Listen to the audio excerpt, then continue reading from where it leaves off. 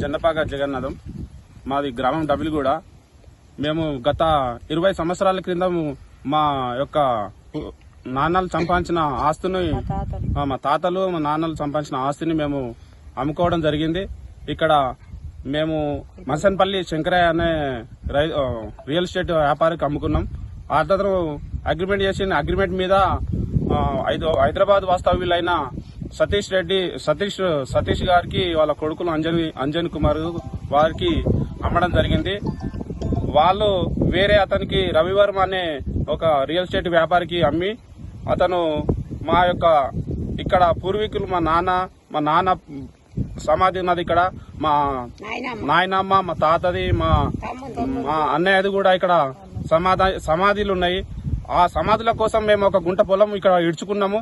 ఆ ఇడ్చుకున్న కారణంగా వాళ్ళు వచ్చి పలుమార్లు హెచ్చరించారు, ఇక్కడ పొలాలు, ఇక్కడ సమాధులు తీస్తారా తీయరా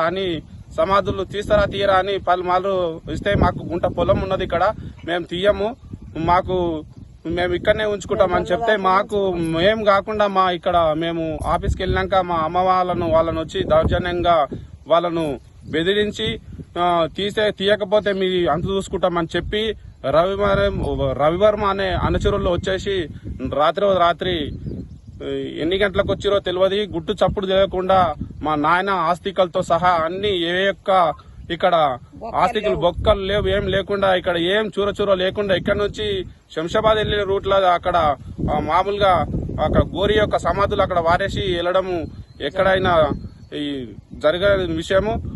ఇట్లే ఊరుకుంటే ఊర్లో అనేక దళితుల భూములు ఉన్నాయి. ఆ భూములలో కూడా సమాధులు ఆనాటి నుంచి పెట్టుకుంటారు. అట్లే మాలాక వేరేలో కూడా అన్యాయం జరగకుండా గ్రామ పెద్దలు మరియు మీడియా మాకు సపోర్ట్ చేసి మాకు న్యాయం జరగాలి. మా నాన్న వాళ్ళ ఆస్తికులు కూడా మాకు రవివర్మ అనే రియల్ ఎస్టేట్ వ్యాపారం నుంచి కూడా ఆస్తికలు తెప్పించి మాకు న్యాయం జరిపించాలని కోరుకుంటూ ముగిస్తున్నాను.